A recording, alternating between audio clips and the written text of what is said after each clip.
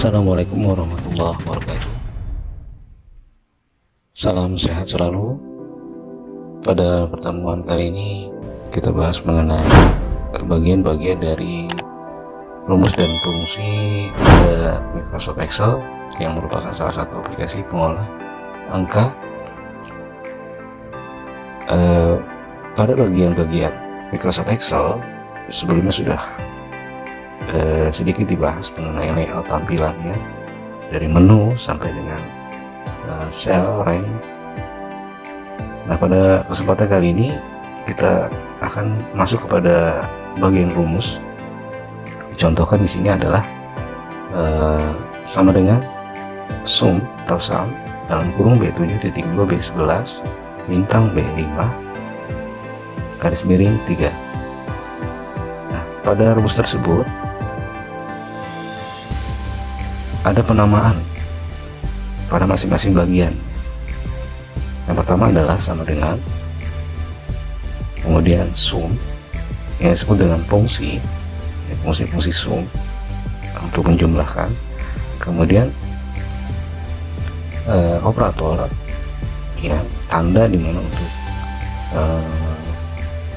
menggunakan perintah. Kebetulan sini menggunakan bintang berarti dia berkalian. Kemudian ada referensi single cell yang berdiri sendiri. Sini contohnya B5 berarti ini ya, sel B5. Kemudian garis miring merupakan operator juga sebagai tanda pembagi, dan konstanta bisa nilai atau bisa angka maupun huruf konstanta ini. Kemudian ada rank ini tanda simbol yang digunakan untuk menyatakan awal sel sampai akhir sel. Kebetulan sini adalah B7 sampai dengan referensinya B7 sampai dengan B11 ini, contohnya B7 sampai dengan B11. Itu bagian-bagiannya. Nah, yang pertama sama dengan. Apa itu sama dengan? Sama dengan adalah tanda atau simbol yang merupakan titik awal atau tanda awal dari penulisan formula atau rumus Excel yang harus dituliskan jika hendak membuat atau menggunakan formula apapun. Jadi sifatnya wajib. Jadi tidak akan berfungsi sebuah rumus dan fungsi pada Microsoft Excel jika tidak dituliskan tanda sama dengan. Kemudian fungsi. Apa itu fungsi? Merupakan sebuah kode tertentu yang melakukan kalkulasi di Excel berdasarkan susunan argumen yang telah ditetapkan pada Microsoft Excel. Kebetulan kita pakai sum fungsinya yang nanti kegunaannya adalah untuk menjumlah. Operator adalah simbol atau tanda karakter yang menentukan tipe perhitungan yang ingin kita jalankan pada sebuah rumus. Kalau bintang berarti perkalian, di sini menggunakan garis miring berarti pembagian. Kemudian referensi, ini acuan ya. Referensi itu acuan sebuah sel atau rank yang dituju atau yang akan dihitung nilainya. Disebut dengan referensi. Kebetulan ada single cell, itu sel yang terisi angka yang berdiri sendiri. Kemudian ada referensi rank, ini nilai gabungan berarti yang akan dihitung dari beberapa sel. Kemudian ada terakhir adalah konstanta,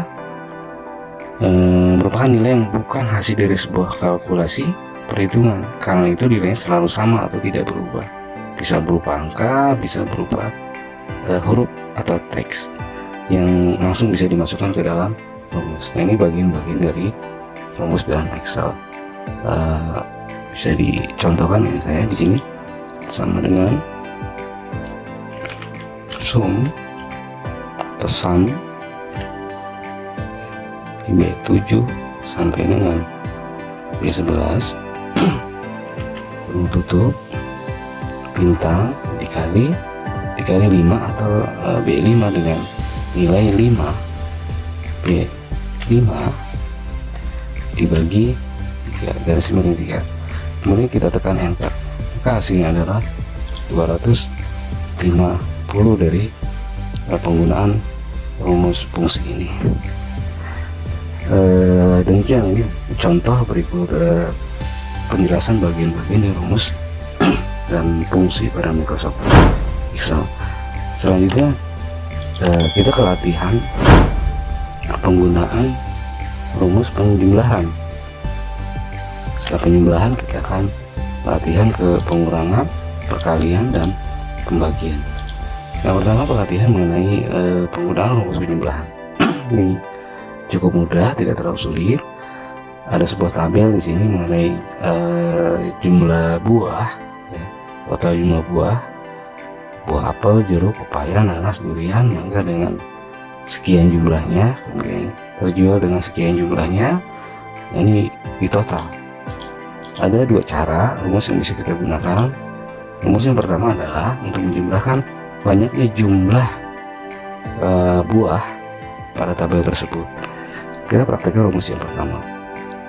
Tuliskan sama dengan, jangan terlewat karena ini wajib, sel yang akan kita hitung dimulai dari sel C2. Ini masukkan operator perintahnya adalah tambah karena ini penjumlahan. Setelah C2, C3 ditambah C4 ditambah C5 ditambah C6, terakhir ditambah C7. Sudah selesai sel yang kita ingin hitung jumlahnya, kemudian tekan enter. Total maka 870 buah yang terdapat dalam tabel tersebut. Nah, buah yang terjual jumlahnya berapa? Nah, kita gunakan rumus sum ya. Ini juga bisa menggunakan rumus sum, tapi saya gunakan yang rumus 1. Untuk jumlah yang terjual, saya gunakan rumus yang kedua. Sama dengan rumus yang kedua menggunakan fungsi sum atau sum kurung buka. Nah, sel yang akan kita tuju ini bisa langsung diblok seperti ini atau secara manual ya, bisa dengan manual. D2 titik 2 sampai yang terakhir adalah ini sel D7 ya. D7 bisa langsung enter, bisa kurung buka, kurung tutup, baru enter. Ini totalnya ini sedikit kurang, rumusnya kurung tutup. Oke. Atau bisa langsung dengan melakukan blok D2 sampai dengan D7, tinggal tekan enter. Nah, ini total dari jumlah buah yang terjual. Sisa pun demikian, bisa menggunakan rumus 1, bisa dengan rumus 2. Namun demikian biasanya lebih cepat menggunakan rumus yang kedua karena hanya beberapa langkah saja. Tinggal di blok, oke, tekan enter. Nah, demikian. Itu untuk contoh rumus penjumlahan.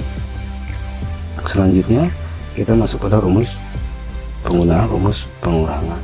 Ada dua rumus yang kita akan gunakan. Rumus 1 adalah angka yang terdapat di dalam sel dikurangi angka yang terdapat di dalam sel yang dituju. Nanti contoh di sini banyaknya 130, banyaknya buah yang terjual 70, maka sisanya berapa? Ini pertanyaannya ya, bisa dengan menuliskan angkanya. Contoh seperti ini, sama dengan 130 dikurang, itu operator perintahnya adalah min atau strip, dikurang 70, tekan enter. Nah, ini demikian hasilnya. Rumus kedua adalah sama dengan C2 sel 130, angka 130 itu ada C2 min atau dikurang D2, 70 yang terjual itu ada di sel D2.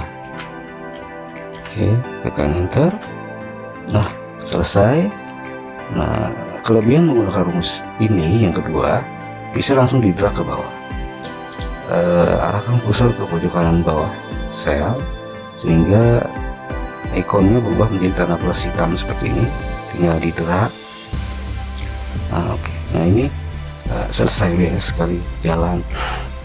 Nah, demikian untuk pengurangan. Jadi sisa buah yang tidak terjual sudah diketahui. Kemudian kita lanjut ke perkalian. Bagaimana penggunaan rumus untuk perkalian?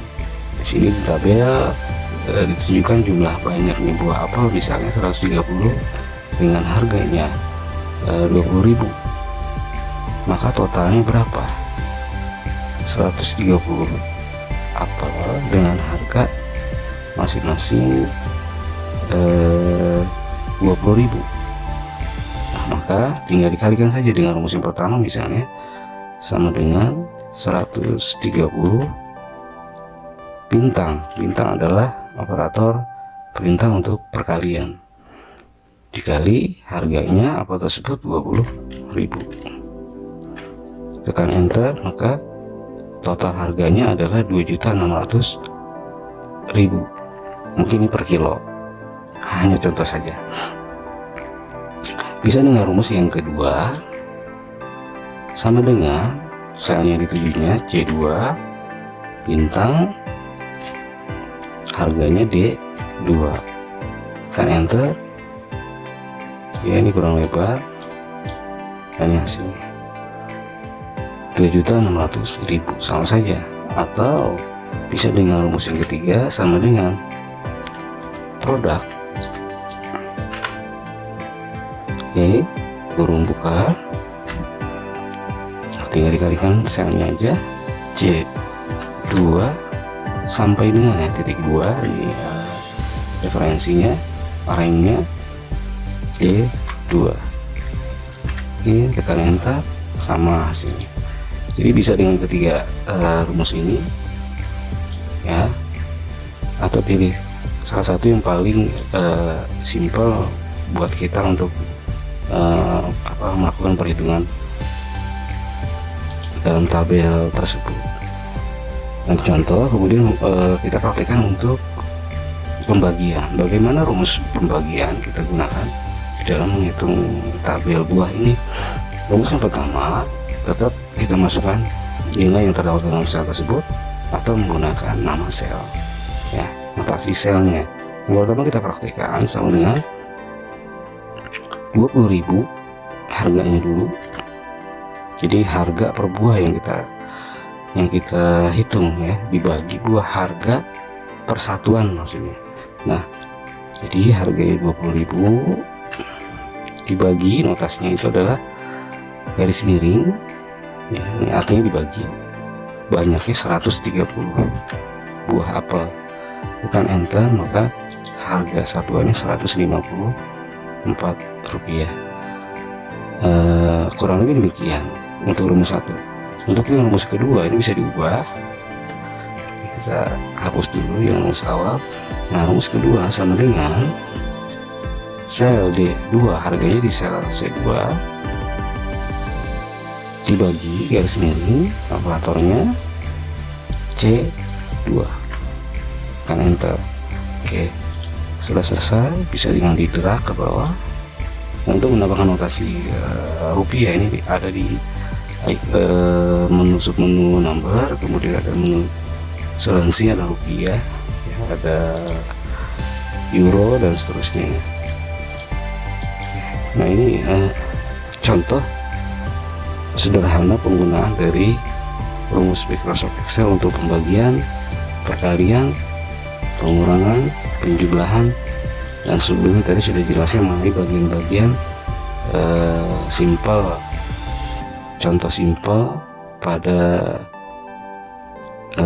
rumus dan fungsi aplikasi pengolahan angka Microsoft Excel.